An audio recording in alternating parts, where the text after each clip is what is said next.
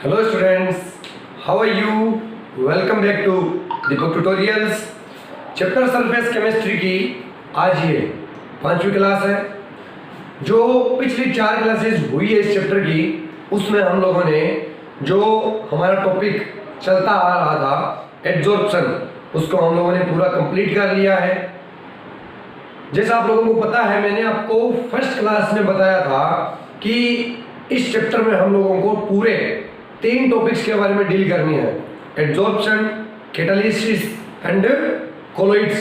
तो पहला टॉपिक अगर एड्जॉर्प्शन हमारा पूरा हो गया, तो आज की इस क्लास में हम लोग इस चैप्टर के दूसरे टॉपिक जो है कैटालिसिस, उसके बारे में स्टडी करेंगे। हम किसके बारे में स्टडी करेंगे?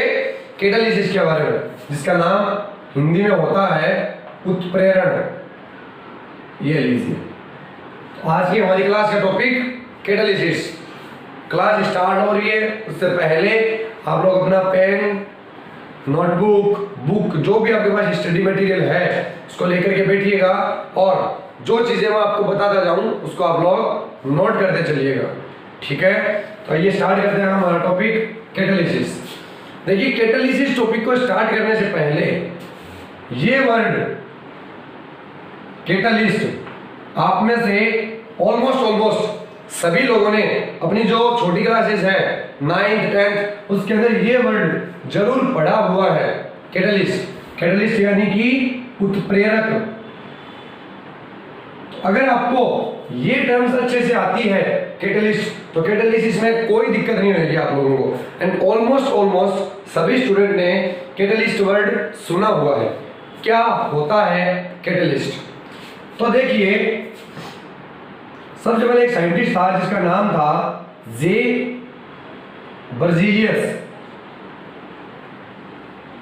एक साइंटिस्ट था जिसका नाम था बर्जीलियस, ठीक है? बर्जीलियस भाई साहब ने क्या काम किया? इन्होंने कहा कि अगर कोई रिएक्शन हो रही है, जैसे मान लो A + B, और ये रिएक्शन करके AB बना रहे हैं, ये कोई रिएक्शन हो रही है, इस रिएक्शन का कुछ ना कुछ रेट होगा, कुछ ना कुछ वेग होगा। अभिक्रिया का वेग केमिकल काइनेटिक्स चैप्टर के अंदर आप लोगों ने पढ़ा है। तो इस रिएक्शन का कुछ ना कुछ रेट होगा। अब अगर इस रिएक्शन के अंदर कुछ एक्सटर्नल फैक्टर, कुछ बाह्य कारक डाल दिए जाए, जैसे मान लो मैंने एक बाह्य कारक डाल दिया X, तो क्या होगा कि इस रिएक्शन का जो रेट था पहले, उस रेट के अंदर अभी क्या हो जाएगा? चेंज हो जाएगा। उस रिएक्शन का रेट वो नहीं रहेगा जो पहले था, रिएक्शन के रेट में चेंज हो जाएगा।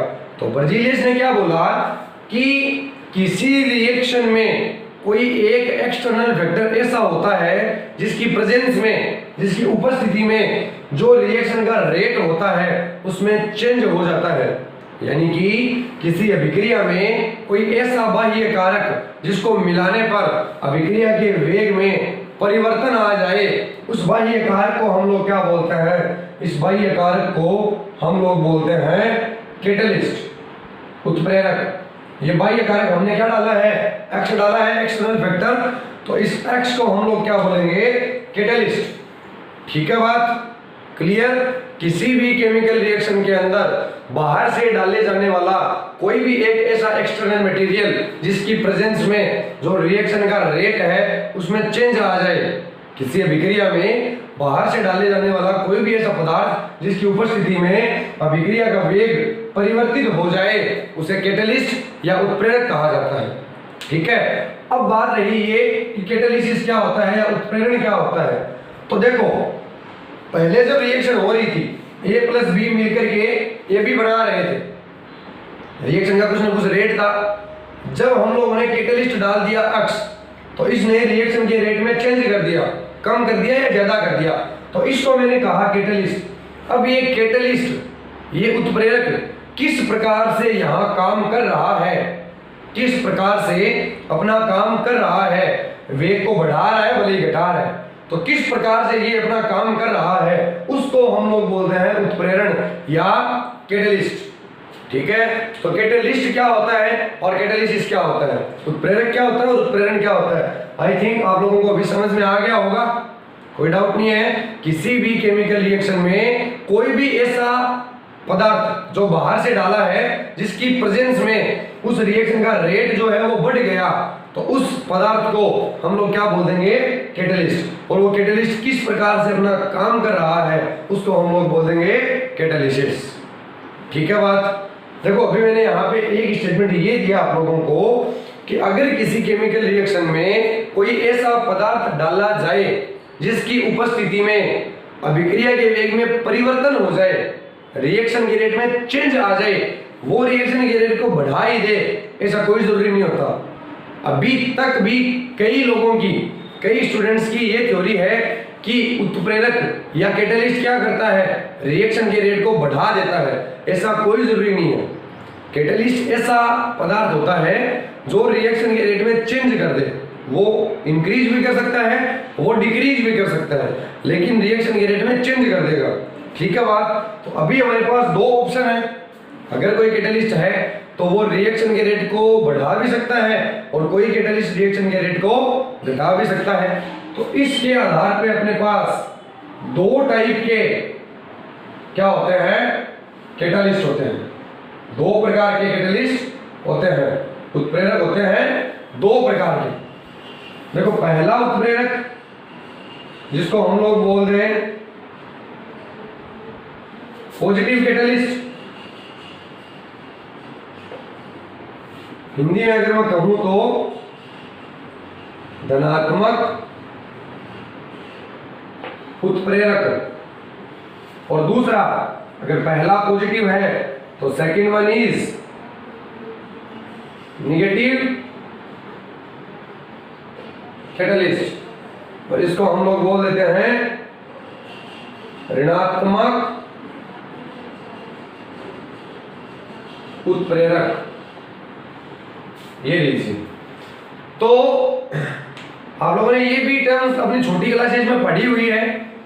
दोनों में क्या डिफरेंस है बेसिक, तो अभी मैंने आपको बताया कि कैटलिस्ट जो होता है, उत्प्रेरक जो होता है, वो रिएक्शन के रेट में वृद्धि भी कर सकता है, कमी भी कर सकता है, रिएक्शन के रेट को बढ़ा भी सकता है, घटा भी सकता है। अगर कोई कैटलिस्ट ऐसा है जो रिएक्शन के रेट को बढ़ा दे तो उसको हम बोल देंगे पॉजिटिव कैटलिस्ट। और अगर कोई कैटलिस्ट ऐसा है जो रिएक्शन के रेट को घटा दे तो उसको हम लोग बोलेंगे negative catalyst.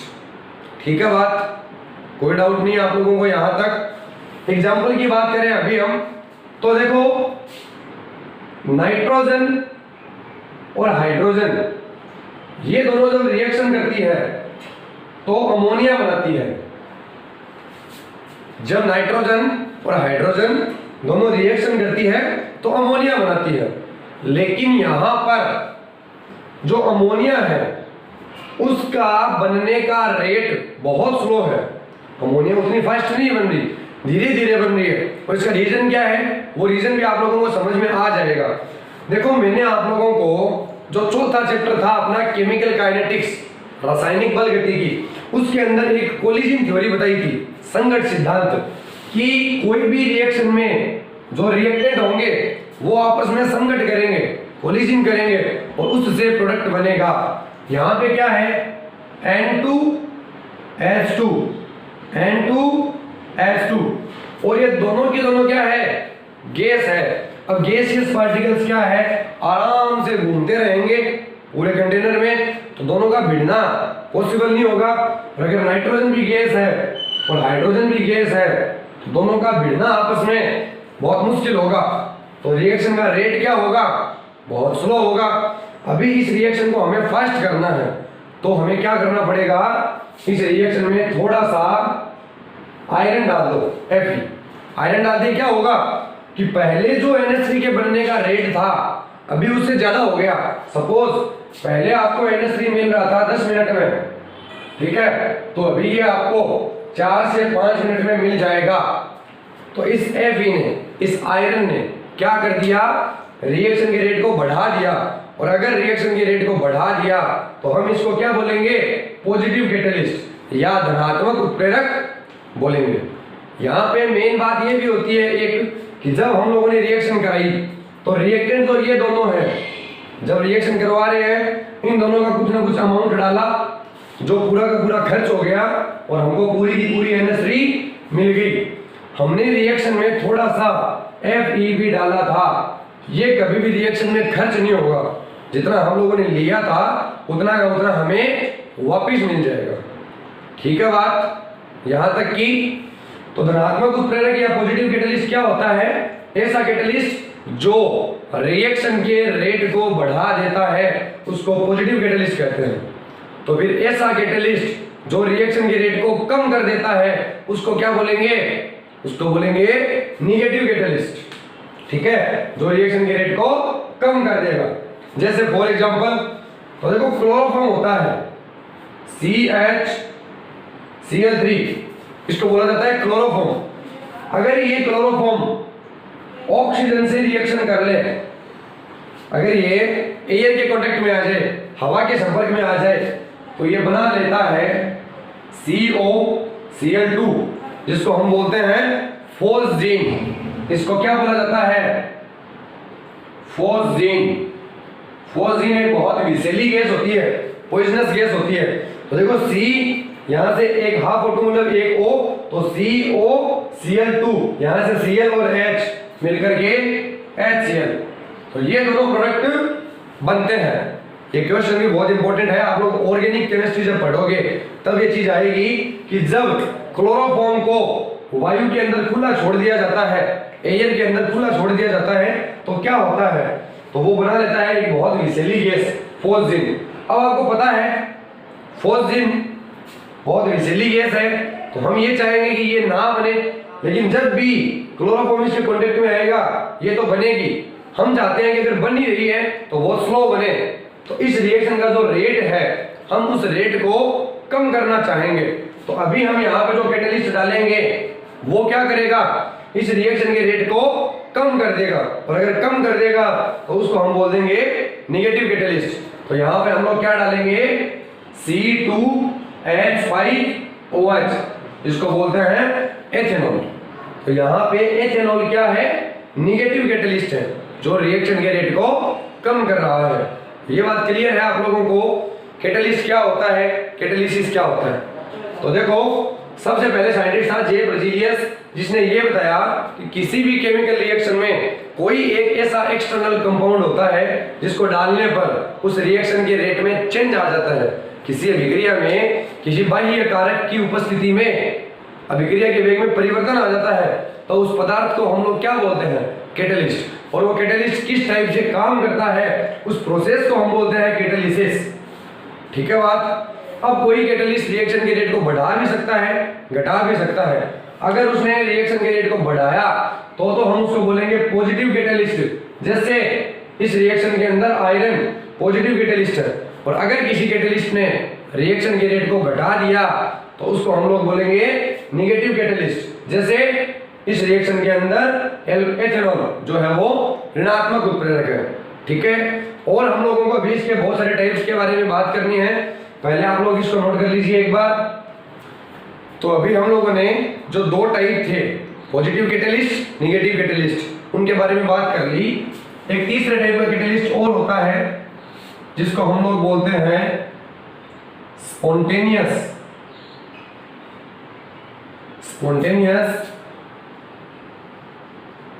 Catalyst. Spontaneous catalyst Hindi में अगर मैं कहूं तो स्वतः उत्प्रेरक। स्वतः उत्प्रेरक, देखो नाम से ही क्लियर है, स्वतः मतलब अपने आप, स्पॉन्टेनियस मतलब सेल्फ, किसी बाहर से कुछ करने की नहीं जरूरत, अपने आप से ही कोई काम करेगा। तो A प्लस B मिलकर के C प्लस D बना रहे हैं। ठीक है बात? इस रिएक्शन के अंदर जो कैटलिस्ट है, जो उत्प्रेरक है, वो क्या है? ये C ही इस रिएक्शन में क्या है? कैटलिस्ट। तो बताओ आप लोग, क्या हमें यहां पर C को डालना पड़ेगा? नहीं डालना पड़ेगा। क्यों नहीं डालना पड़ेगा? क्योंकि रिएक्टेंट मिलकर के जो प्रोडक्ट बनाएंगे वो प्रोडक्ट खुद ही कैटलिस्ट का काम करेगा। यदि किसी अभिक्रिया में अभिकारक मिलकर के उत्पाद बनाते हैं और वो उत्पाद खुद ही उत्प्रेरक का काम करे तो उसे स्वतः उत्प्रेरक कहेंगे। अगर किसी रिएक्शन में रिएक्टेंट मिलकर के प्रोडक्ट बना रहा है और ये प्रोडक्ट खुद ही अगर कैटलिस्ट का काम करे तो उससे हम लोग क्या बोलेंगे? स्पॉन्टेनियस कैटलिस्ट बोलेंगे। तो क्लियर है ये बात? जैसे मैंने अभी आप लोगों को एग्जांपल दिया कि सपोज इस रिएक्शन में C क्या है? कैटलिस्ट है। तो जब मैंने A और B डाल दिया, अभी तो C बना ही नहीं है बिल्कुल भी, तो ये रिएक्शन धीरे धीरे होगी, स्लोली ये रिएक्शन हो रही है। लेकिन जैसे ही थोड़ा सा C बन जाएगा, अब ये रिएक्शन फास्ट हो जाएगी अपने आप। क्यों? क्योंकि इस रिएक्शन में कैटलिस्ट था C। जब तक C बनेगा नहीं तब तक तो रिएक्शन धीरे धीरे होगी, और जैसे ही C बन जाएगा रिएक्शन फास्ट होना स्टार्ट हो जाएगी। तो अगर किसी रिएक्शन में बना हुआ प्रोडक्ट खुद ही कैटलिस्ट का काम करने लग जाए तो उसे स्पॉन्टेनियस कैटलिस्ट कहते हैं। अगर मैं आपको एग्जांपल दूं तो एग्जांपल आप लोग लिख सकते हो hydrolysis of ester. Hydrolysis of ester यानी कि एस्टर का जल अपघटन। आप लोगों को एस्टर का जल अपघटन कराना है। देखो एस्टर क्या होता है? एस्टर के लिए मैं आपको पहले बता रहा हूं, कार्बोक्सिलिक एसिड RC≡OOH, ये क्या है? कार्बोक्सिलिक एसिड है। इस कार्बोक्सिलिक एसिड में से ये H हटा दो और ये वाला ग्रुप वापस लगा दो,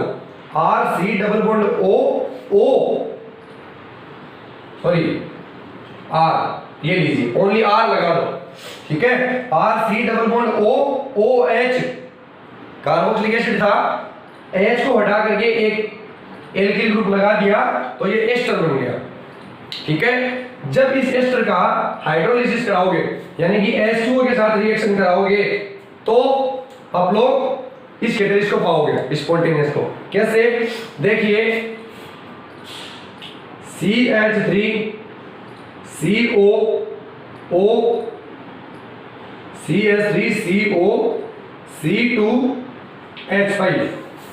ये लीजिए, ये एस्टर है। कैसे है ये एस्टर? उसके बारे में हम लोग बात करेंगे अभी। CH3COO, इसको हम लोग बोलते हैं एथिल एसीटेट। जब मैं इसकी रिएक्शन कराऊंगा H2O से, जब इसकी रिएक्शन कराएंगे H2O से, प्रोडक्ट क्या बनेगा? CH3COOH प्लस C2H5OH, ये दोनों प्रोडक्ट बनेंगे। अब आप लोग देख सकते हो कि जो प्रोडक्ट बना है उसके अंदर एक तो है एसिड, और एक है अल्कोहल, दो चीजें हैं। इस रिएक्शन के अंदर जो कैटलिस्ट है वो क्या है पता है? H plus acid. कोई भी एसिड है वो इस रिएक्शन के अंदर कैटलिस्ट का काम करेगा। एसिड क्या करता है? H प्लस को डोनेट करता है। तो आप लोग देख सकते हो कि जब ये दोनों रिएक्टेंट रिएक्शन करके प्रोडक्ट बनाते हैं तो पहले ये रिएक्शन बहुत धीरे धीरे हो रही थी, लेकिन जैसे ही इसके अंदर ये बन गया, एसिटिक एसिड बन गया, ये रिएक्शन फास्ट होने लग गई। क्यों? क्योंकि इस रिएक्शन में जो कैटलिस्ट है वो एसिड है, और एसिड कहां से आया? यहां से। आप लोगों को पता है कि जो CH3COOH होता है वो H प्लस डोनेट करता है। तो इस रिएक्शन में जो H प्लस आया वो कहां से आया? वो इसने डोनेट कर दिया, तो इस रिएक्शन का रेट फास्ट हो गया। ठीक है बात? समझ में आ गई आप लोगों को? इसको एक बार आप लोग इतने नोट कर लीजिए। इस रिएक्शन को अभी पूरा समझा रहा हूं मैं कि किस टाइप से इन दोनों ने रिएक्शन करके ये प्रोडक्ट बनाया, तो नोट कर लीजिएगा। देखिए अभी आप लोगों को इतना समझ में आ गया कि स्पॉन्टेनियस कैटलिस्ट क्या होता है। अगर किसी रिएक्शन में बना हुआ प्रोडक्ट खुद ही कैटलिस्ट का काम करने लग जाए तो उसको स्पॉन्टेनियस कैटलिस्ट कहते हैं, स्वतः उत्प्रेरक कहते हैं। एग्जाम्पल मैंने आपको दिया एस्टर का जल अपघटन, हाइड्रोलिसिस ऑफ एस्टर, जिसके अंदर इस एस्टर का एथिल एसीटेट का जब हाइड्रोलिसिस करवाया तो एक तो कार्बोक्सिलिक एसिड मिला, एक एल्कोहल मिला, और जो एसिड है वो ही इसके अंदर खुद से कैटलिस्ट का काम करने लग जाता है, इसलिए हम उसको स्पॉन्टेनियस कैटलिस्ट कहते हैं। देखिए इसको मैं लिख रहा हूं, मैंने आपको एस्टर बताया R C double bond O O R, ये होता है एस्टर। देखिए आप लोग R की जगह CH3 एल्किल ग्रुप है, RCH3 C double bond O O, इस R की जगह मैं ले लूं C2H5। तो देखिए आप लोग CH3 COO C2H5, CH3 COO C2H5, इस प्रकार से हम इसको यहाँ पे लिख सकते हैं। और H2O, तो H2O को हम लोग क्या लिखेंगे,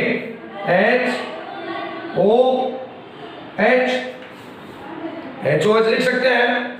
इस वाले H पे प्लस रहेगा, इस वाले OH पे माइनस रहेगा, ठीक है।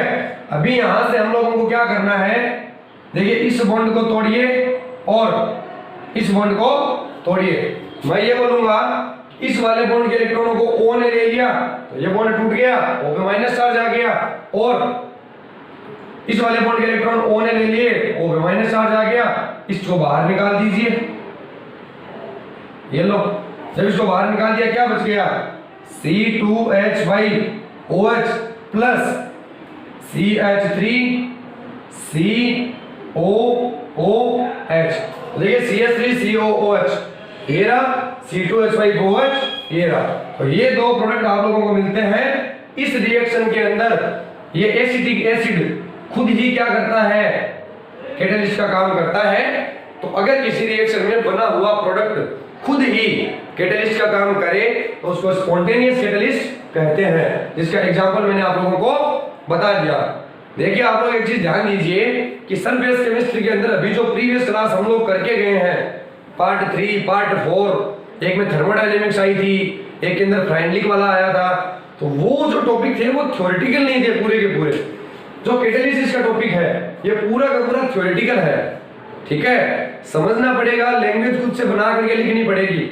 मैं मेरी ओर से पूरा बेस्ट दे रहा हूं फिर भी आप लोगों को कि आपको ये टॉपिक पूरा समझ में आए, बट एकदम से थ्योरेटिकल टॉपिक है ये। अगर किसी को कोई डाउट हो तो एक बार आप वापस से वीडियो को रिवाइज करके देखिए, स्टार्टिंग से देखिए, आपको जरूर समझ में आएगा। तो मैंने आपको बता दिया कैटालिस्ट क्या होता है।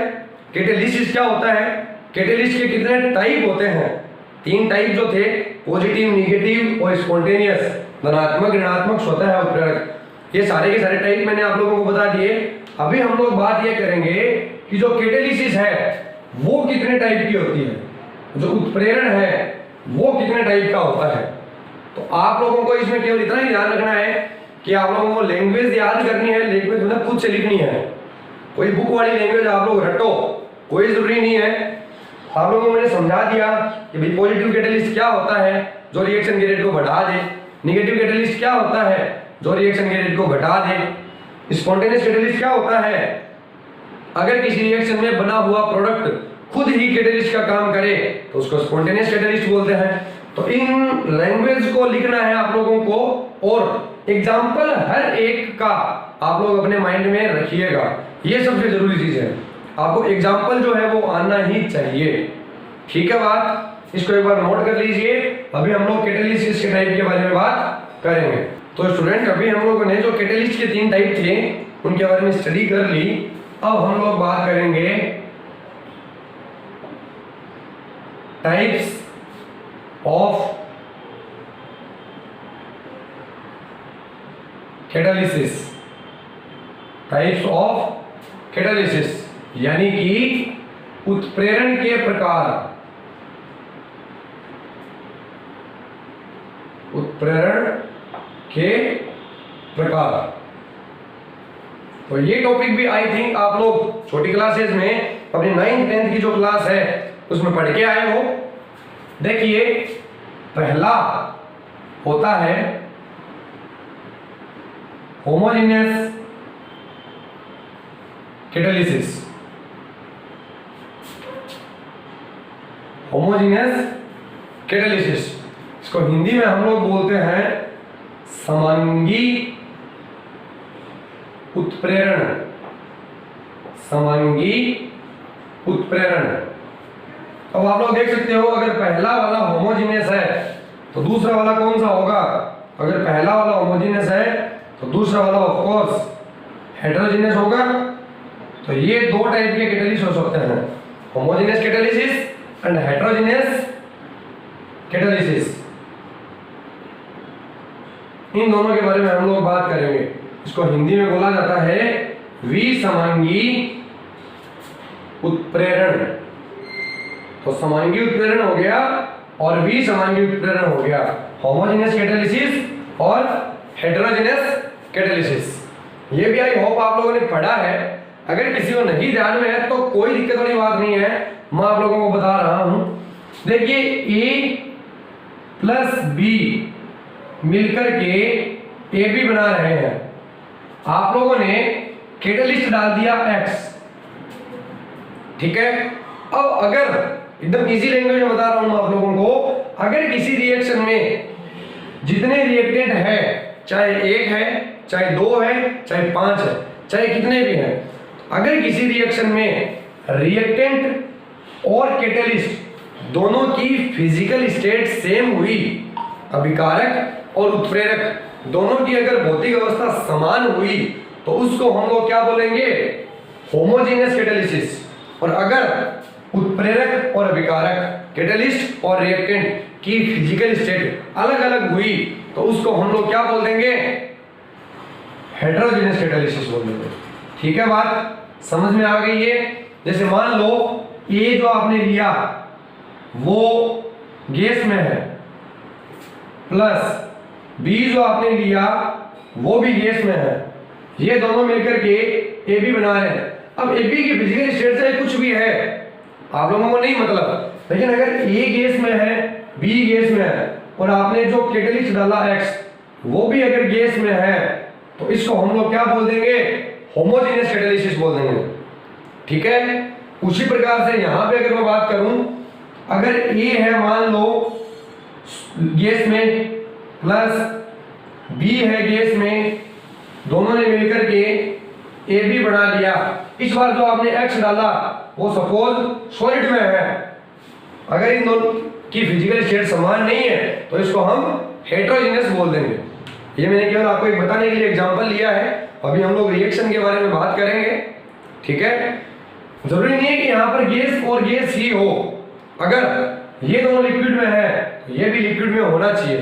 कहने का मतलब, अगर किसी रिएक्शन में रिएक्टेंट और कैटालिस्ट की फिजिकल स्टेट सेम है तो होमोजेनियस कैटालिसिस होगा, और अगर रिएक्टेंट और कैटालिस्ट की फिजिकल स्टेट अलग अलग है तो हेटेरोजेनियस कैटालिसिस होगा। ठीक है, देखो एग्जांपल की अगर हम लोग बात करें होमोजेनियस में, ठीक है, तो आप लोग देखिए SO2 sulphur dioxide plus O2 oxygen. Sulphur dioxide होता है गैस में, O2 होता है गैस में। ये दोनों जब रिएक्शन करते हैं तो प्रोडक्ट बनता है सल्फर ट्राइऑक्साइड। ठीक है, अब ये दोनों अगर गैस में है और मैं एग्जांपल कर रहा हूं होमोजेनियस का, तो मेरे को यहाँ पे कैटालिस्ट भी किस में चाहिए? गैस में चाहिए। इसका कैटालिस्ट होता है NO नाइट्रस ऑक्साइड, ये भी होता है गैस में। ठीक है, तो दोनों रिएक्टेंट गैस में, कैटालिस्ट गैस में, तीनों की फिजिकल स्टेट सेम है, इसलिए हम लोग इसको क्या बोल देंगे? होमोजेनियस कैटालिसिस बोल देंगे। ठीक है, बात करते हैं हम लोग यहाँ पर, देखो N2 nitrogen plus H2 hydrogen. Nitrogen gas में, हाइड्रोजन गैस में, और ये दोनों मिलकर के बनाते हैं अमोनिया। ये भी गैस में है। अब ये दोनों अगर गैस में है तो आपको यहाँ पे कैटेलिस्ट गैस में अगर आया तो होमोजेनियस होगा, गैस में नहीं आया तो हेटेरोजेनियस होगा। तो ये गैस इस रिएक्शन में कैटेलिस्ट क्या है अभी मैं आपको बता करके गया हूं, आयरन, और आयरन होता है सॉलिड में। तो रिएक्टेंट और कैटेलिस्ट की फिजिकल स्टेट सेम है तो होमोजेनियस कैटेलिसिस होगा, और अगर रिएक्टेंट और कैटेलिस्ट की फिजिकल स्टेट सेम नहीं है तो वो हेटेरोजेनियस कैटेलिसिस होगा। हिंदी में बोल दे रहा हूं एक बार लैंग्वेज, अगर आपको कोई दिक्कत आ रही है तो किसी अभिक्रिया में अगर अभिकारक और उत्प्रेरक की भौतिक अवस्था समान होगी तो उसको समांगी उत्प्रेरण कहेंगे, और अगर अभिकारक और उत्प्रेरक की भौतिक अवस्था अलग अलग होगी तो उसको हम विसमांगी उत्प्रेरण कहेंगे। दोनों के एग्जांपल मैंने आप लोगों को लिख करके दे दिए। अभी दो टाइप के और टर्म्स हैं जिनके बारे में हमको पढ़ना है, इसको नोट कीजिए आप एक बार। तो अभी हम लोगों ने कैटेलिस्ट के बारे में बात कर ली, कैटेलिसिस के बारे में बात कर ली।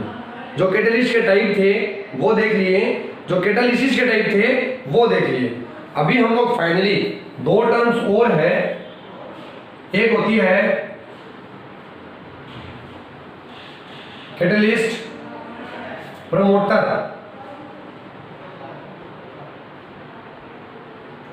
एक होती है कैटेलिस्ट प्रमोटर एंड एक होती है कैटेलिस्ट पॉइजन।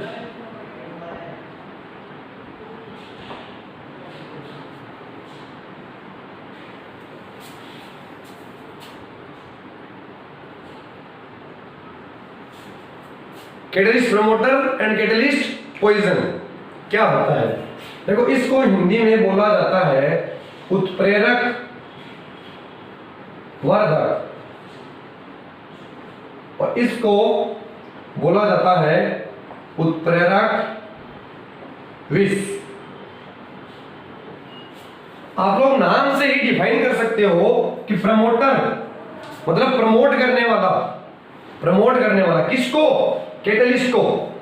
तो कोई भी ऐसा बाह्य कारक होगा, कोई भी एक ऐसा एक्सटर्नल फैक्टर होगा जो कि कैटेलिस्ट की मतलब कैटेलिस्ट के काम करने का जो उसका है, वो जो काम कर रहा है उसको बढ़ा दे, वो ज्यादा काम करने लग जाए कैटेलिस्ट, उसको हम लोग बोलते हैं कैटेलिस्ट प्रमोटर। और कैटेलिस्ट पॉइजन, जो कैटेलिस्ट के लिए पॉइजन का काम करे, जो उत्प्रेरक के लिए विष का काम करे, मतलब ऐसा बाह्य कारक जो उत्प्रेरक की क्रियाशीलता को घटा दे, उसको हम लोग कैटेलिस्ट पॉइजन बोलते हैं। ठीक है, आप लोग एक काम देखिए, इसके अंदर मैं आपको एक एग्जांपल बता रहा हूं, एक नॉर्मल एग्जांपल जिससे आप लोगों को समझ में आए। देखो, A प्लस बी मिलकर के AB बना रहे हैं।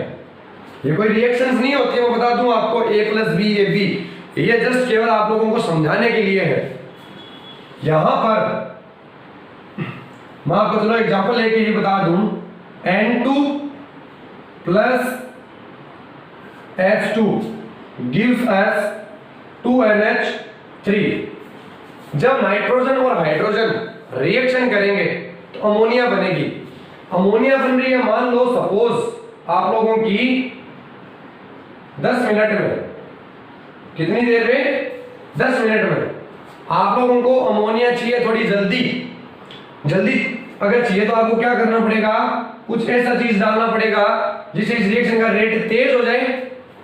ऐसा काम कौन करेगा? पॉजिटिव कैटेलिस्ट, धनात्मक उत्प्रेरक। तो मैं यहां पर डाल दूंगा Fe। जब मैंने Fe डाल दिया, आप लोगों को जो अमोनिया मिल रही थी वो 10 मिनट में मिल रही थी, आप लोगों को ये अमोनिया 4 मिनट में ही बनानी है। कितनी मिनट में? 4 मिनट में। मैं जस्ट आपको एक एग्जांपल दे रहा हूं समझाने के तौर पे कि जब आप लोगों ने ये नाइट्रोजन और हाइड्रोजन डाला, अमोनिया बनी। अमोनिया बन रही है पूरी 10 मिनट में, आप लोगों को बहुत जल्दी बनानी है, 4 मिनट में बनानी है। आप रिएक्शन के रेट को फास्ट करना चाहोगे, फास्ट करने के लिए आप लोगों को डालना पड़ेगा Fe। जब आपने Fe डाल दिया, Fe क्या काम करता है? पॉजिटिव कैटेलिस्ट का काम करता है। Fe क्या करेगा, पॉजिटिव कैटेलिस्ट का काम करेगा, रिएक्शन के रेट को बढ़ा देगा और आपको ये मिल जाएगा। सपोज 6 मिनट में मिल गया, जस्ट एक एग्जांपल, 6 मिनट में मिल गया। Fe को जो काम करना था वो तो इसने कर दिया, लेकिन क्या हमारा काम पूरा हो गया? नहीं हुआ। Fe का काम था, अगर ये पॉजिटिव कैटेलिस्ट है तो रिएक्शन के रेट को बढ़ाना, इसने रिएक्शन के रेट को बढ़ा भी दिया। हम लोगों को चाहिए थी 4 मिनट में अमोनिया, ये दे रहे हैं 6 मिनट में। तो हम क्या चाहेंगे, हम ये सोच सकते हैं यहाँ पे कि Fe अपना काम कर तो रहा है, Fe आयरन रिएक्शन के रेट को बढ़ा तो रहा है, लेकिन जितना उसको बढ़ाना चाहिए था ये उतना नहीं बढ़ा रहा है। मतलब Fe यहाँ पे थोड़ा स्लो काम कर रहा है, तो क्यों ना इस Fe के काम करने की स्पीड को बढ़ा दिया जाए। तो हम कुछ एक और पदार्थ मिलाएंगे इसके अंदर, हम यहाँ पे डाल देंगे मोलिब्डेनम। ये मोलिब्डेनम क्या करेगा, ये मोलिब्डेनम इस Fe के काम करने की स्पीड को बढ़ा देगा और ये Fe और ज्यादा बढ़िया से काम करने लग जाएगा। तो 6 मिनट की बजाय ये 4 मिनट में ही रिएक्शन पूरी करके दे देगा। ठीक है, तो यहाँ पे मोलिब्डेनम कर क्या रहा है, मोलिब्डेनम कोई कैटेलिस्ट का काम नहीं कर रहा है। ये मोलिब्डेनम तो इस कैटेलिस्ट की, इस Fe की काम करने की स्पीड को बढ़ा रहा है, इसलिए ये यहाँ पर क्या है, प्रमोटर है। ये क्या है, प्रमोटर है। तो कोई भी ऐसा पदार्थ जो उत्प्रेरक की क्रियाशीलता को बढ़ा दे, जो कैटेलिस्ट के काम करने की स्पीड को बढ़ा दे, उसको कैटेलिस्ट प्रमोटर बोलते हैं। ठीक है, इसी के अंदर मैं आपको एक और एग्जांपल दूं कि N2 और H2 मिलकर के अमोनिया बना रहे हैं। ये अमोनिया बन रही है कितनी देर में, 10 मिनट में। आप लोगों को ये चाहिए कितनी देर में, 4 मिनट में। आप लोग क्या करोगे, कैटेलिस्ट डालोगे, वो भी ऐसा कैटेलिस्ट जो रिएक्शन के रेट को घटा दे।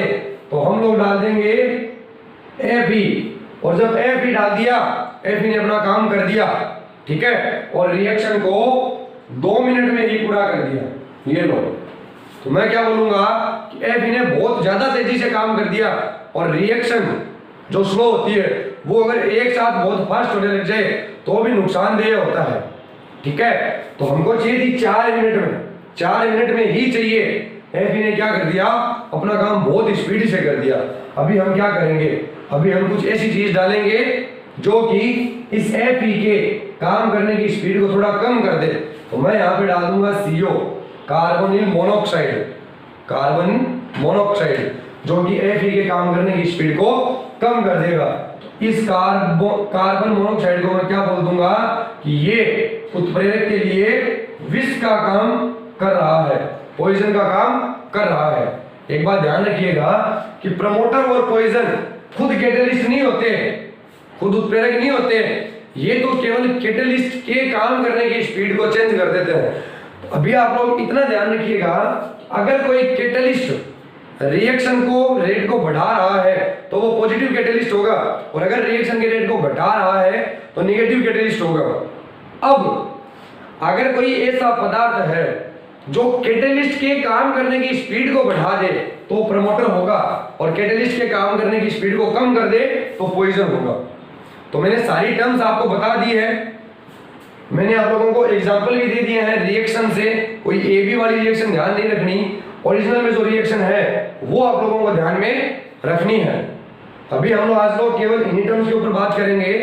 अगली क्लास में मैं आप लोगों को ये बताऊंगा कि कैटेलिसिस किस प्रकार से होता है, यानी कि किसी रिएक्शन में जो कैटेलिस्ट होता है वो किस प्रकार से रिएक्शन के रेट को बढ़ा देता है, उसके बारे में हम लोग बात करेंगे।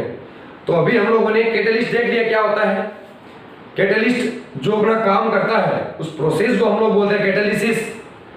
कैटेलिस्ट 3 टाइप के होते हैं, पॉजिटिव, नेगेटिव, स्पॉन्टेनियस, धनात्मक, ऋणात्मक, स्वतः उत्प्रेरक। तीनों की डेफिनेशन मैंने आपको बता दी, तीनों के एग्जांपल दे दिए। उसके बाद में कैटेलिसिस कितने टाइप का होता है, उत्प्रेरण कितने प्रकार का होता है, तो होमोजेनियस, हेटेरोजेनियस, समांगी उत्प्रेरण, विसमांगी उत्प्रेरण क्या होता है दोनों के एग्जांपल मतलब डेफिनेशन दे दी कि जिसमें रिएक्टेंट और कैटलिस्ट की फिजिकल स्टेट सेम हो, होमोजेनियस, अलग अलग हो, हेटेरोजेनियस। साथ में दोनों के एग्जांपल्स दे दिए, ठीक है। उसके अलावा ये दो टर्म्स और हम लोगों ने देखी, कैटलिस्ट प्रमोटर, कैटलिस्ट पॉइजन। ऐसा पदार्थ जो कैटलिस्ट की रिएक्टिविटी को बढ़ा दे प्रमोटर है, और ऐसा पदार्थ जो उत्प्रेरक की क्रियाशीलता को घटा दे, उसकी रिएक्टिविटी को कम कर दे, पॉइजन। और इन दोनों के एग्जांपल भी मैंने आप लोगों को दे दिए। अभी नेक्स्ट क्लास में हम लोग ये बात करेंगे कि किस प्रकार से कैटलिस्ट किसी रिएक्शन के रेट को बढ़ा देता है, कैटालिसिस किस प्रकार से होती है, ठीक है। वापस मैं आप लोगों को बोल रहा हूं कि ये टॉपिक पूरा थ्योरेटिकल है, पूरी थ्योरी है इसमें, तो आप लोगों को हो सकता है अपने माइंड पे थोड़ा सा जोर ज्यादा देना पड़े, लेकिन 9th-10th के अंदर आप लोगों ने ये टॉपिक पढ़ा है तो इतनी ज्यादा दिक्कत आप लोगों को नहीं आएगी। फिर भी अगर किसी को लैंग्वेज नोट करनी है तो जो मैं डेफिनेशन बोल के गया हूँ वहां पे पॉज कीजिए, उसको 2-3 बार सुनिए, आप लोग लैंग्वेज लिख लिए। जितना आप लोग करोगे उतना आप लोग सीखोगे, because practice makes a man perfect. जितना आप लोग प्रैक्टिस करोगे उतने आप लोग परफेक्ट बनोगे। तो एकदम ये समझ के आप इग्नोर नहीं करोगे कि ये थ्योरेटिकल टॉपिक है तो इसको छोड़ दिया जाए, ये उतना ही इंपॉर्टेंट है जितना कि और बाकी के 2 टॉपिक आपके इस चैप्टर के लिए इंपॉर्टेंट है। आपको सारे टॉपिक उसी तरीके से पढ़ने हैं कि ये सारे के सारे मेरे लिए इंपॉर्टेंट है, किसी को भी आप इग्नोर नहीं करोगे। आप इनको इग्नोर कर रहे हो, अगर इन्होंने आपको इग्नोर करना स्टार्ट कर दिया तो समझ में नहीं आएगी आप लोगों को, ठीक है बात। तो खूब अच्छे से इस टॉपिक को तैयार कीजिए। मैंने मेरी तरफ से पूरा 100% दिया है इस टॉपिक को आपके सामने बढ़िया से एक्सप्लेन करने का, एंड आई होप सभी लोगों को समझ में आया होगा। फिर भी अगर किसी स्टूडेंट को कोई डाउट आता है तो आप लोग कमेंट के अंदर अपना डाउट डालिए, मैं आप लोगों को उसका आंसर दूंगा, ठीक है बात। आज की इस क्लास को यहीं स्टॉप करते हैं, मिलते हैं हम लोग नेक्स्ट क्लास में। तब तक के लिए bye bye, thank you for watching.